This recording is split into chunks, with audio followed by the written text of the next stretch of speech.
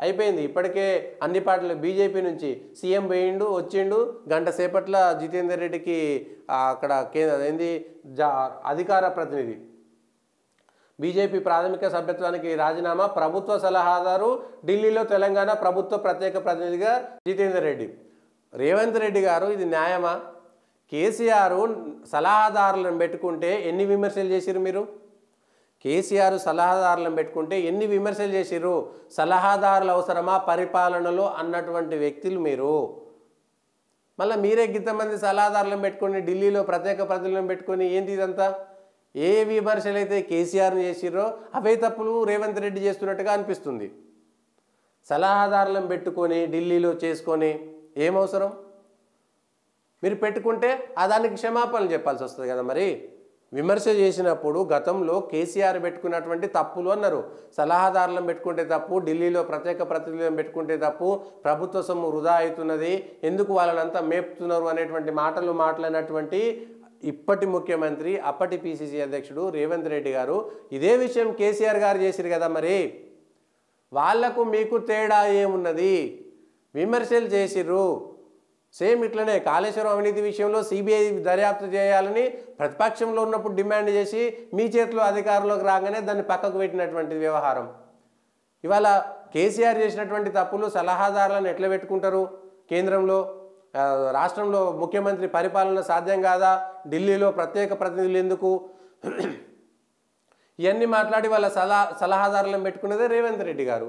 So మళ్ళీ ప్రజలు ఖచ్చితంగా ప్రశ్నిస్తారు, గమనిస్తారు ఈ విషయాలన్నింటిని కూడా.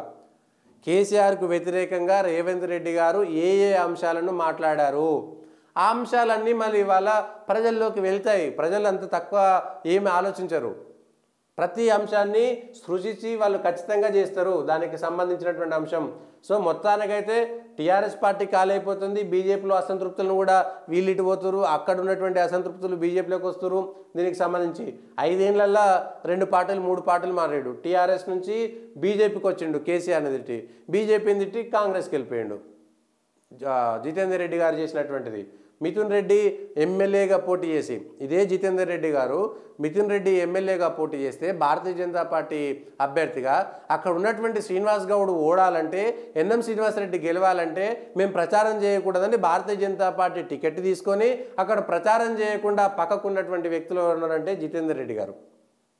అయితే ఇది ఎవరో చెప్పలేదు, జితేందర్ రెడ్డి గారే స్వయంగా చెప్పినటువంటి విషయం. జితేందర్ రెడ్డి గారే ఒప్పుకున్నారు.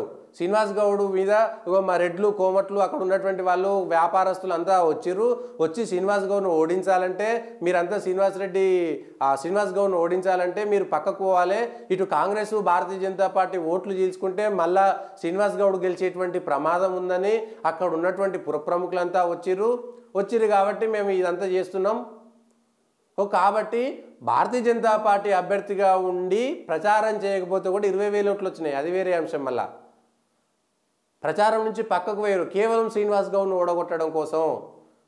అంటే జనాల్లోకి వెళ్ళిపోతుంది, అక్కడ శ్రీనివాసరెడ్డి రెడ్డి, మీ రెడ్లు, 2 రెడ్లు కలిసి గెలుచుకోవడం కోసం ఒక బీసీని ఓడించారనేటువంటి ప్రజల్లోకి పోదా? ఇవాళ మీరు చేసినది స్వార్థం కాదా? మీ స్వార్థం కోసమే వాడుకుంటున్నారు తప్పితే ఇంకొకటి కదా.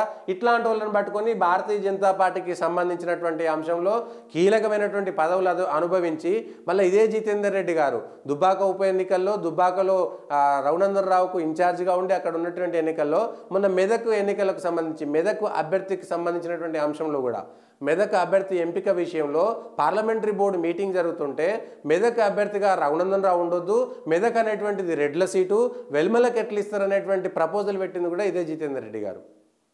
ఇదే జితేందర్ రెడ్డి గారు మెదక్ సంబంధించినటువంటి చర్చలో, పార్లమెంటరీ బోర్డుకు సంబంధించినటువంటి చర్చలో చెప్పినటువంటి మాట ఇది.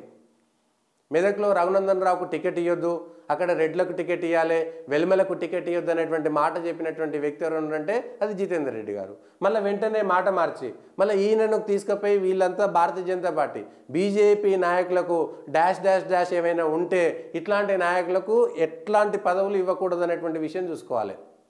స్వార్థం కోసం వచ్చేటువంటి ఏ పార్టీలో కూడా ఇప్పుడు అక్కడ కూడా రేపు కాంగ్రెస్లో అవకాశం అయిపోతే ఇంకో పార్టీ పోతారు. టీడీపీ వేరు, బీజేపీలో ఎంపీ గెలిచాడు ఎప్పుడో, బీజేపీ టీడీపీ మళ్ళీ టీఆర్ఎస్ మళ్ళీ బీజేపీ మళ్ళీ కాంగ్రెస్. ఇట్లాంటి అంశాలను ఏ సిద్ధాంతం ప్రకారం వీళ్ళంతా ఉంటారంటే చూడాలి. కానీ కాంగ్రెస్లోకి వలసలు పెరిగిపోయినాయి. కాంగ్రెస్కు సంబంధించి